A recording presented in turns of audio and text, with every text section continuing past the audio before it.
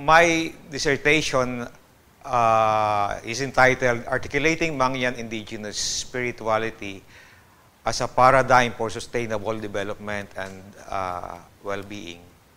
In a nutshell, the study is about trying to explore how can we be able to harness cultural energy, and in this research is a kind of spirituality of the indigenous peoples, for us to be able to formulate a kind of alternative ecological vision. So this is a different kind of approach, because instead of us trying to teach the indigenous peoples, my premise is that we need to learn from the indigenous peoples. If Pope John Paul II is talking about ecological conversion, I think we have much to learn from the indigenous people in this regard. Why is this so? Because the indigenous peoples, as a community, they have kind of very strong connectedness to the earth. The kind of intimacy with the natural world. Because for the indigenous peoples, the world or even the non-human elements, there is a kind of sacredness even in this whole bio network. This is not exactly the kind of pantheism or the nature worship that we usually attribute to this kind of thinking, because they also acknowledge God as our creator. Of course, they have their way of naming their God. But what is really striking about their beliefs is that they have this kind of very strong relatedness and kinship or affinity with the rest of creation. And they regard creation, nature, with intrinsic value of its own, because they believe that if you destroy the environment, this will also create this harmony, and this will also impact their very survival. So they need to respect this kind of relationship. And this is something that we need really to appreciate.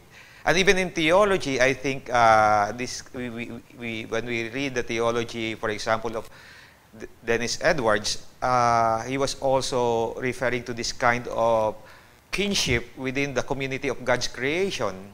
And he can cite many passages from the Bible, particularly from the Psalms, to really say that this kind of connectedness with nature, kinship and affinity and respect is somehow very biblical. So when we try to heed the call of John Paul II to have this kind of ecological conversion from being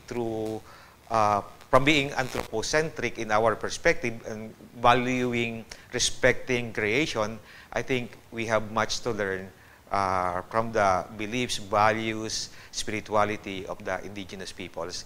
In trying to appreciate the beauty of creation and how we come to discover the Creator in contemplating the beauty in created realities, I am reminded of the poem written by Gerald Manley Hopkins, and we studied this poetry during my high school days.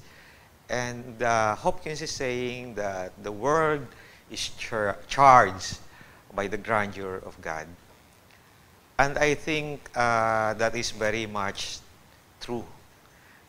Even in the Bible, particularly in the Psalms, we see how through prayer we appreciate the awe and wonder of nature, leading us to praise the very Creator that created them. This kind of awe and wonder brings us to a kind of transcendental experience of encountering the divine. That's why in my prayer, I use the breviary, but I also find communing with nature as a way to pray, because I encounter God in the very contemplation of nature. And even Saint Ignatius of Loyola, even in the 30-day spiritual exercises, recommended this part of spiritual contemplation by just trying to look at the beauty, the wonder of creation. This will lead you to experience the goodness of God. As a church, we have so many ethical principles already laid down by the Catholic social teachings, and it's part of our tradition. And I think, aside from preferential option for the poor, I think we also need to underline the preferential option for the earth. And this is something that we need to explore and develop as a church. And with Pope John Paul II and also Benedict XVI, they are both saying that we need also to emphasize the need to ensure intergenerational justice, meaning that what we have in this world, they are gifts from God, not for the present generation, but also for the next. So we need to ensure that the next generation will benefit, will have the same blessings as what we are experiencing today. And again, this is part of the consciousness of the indigenous peoples, because they have a saying also that we cannot own the earth because the earth is borrowed from our children. So the intergenerational justice is very much part of their consciousness, and this is something that we need to continue to promote.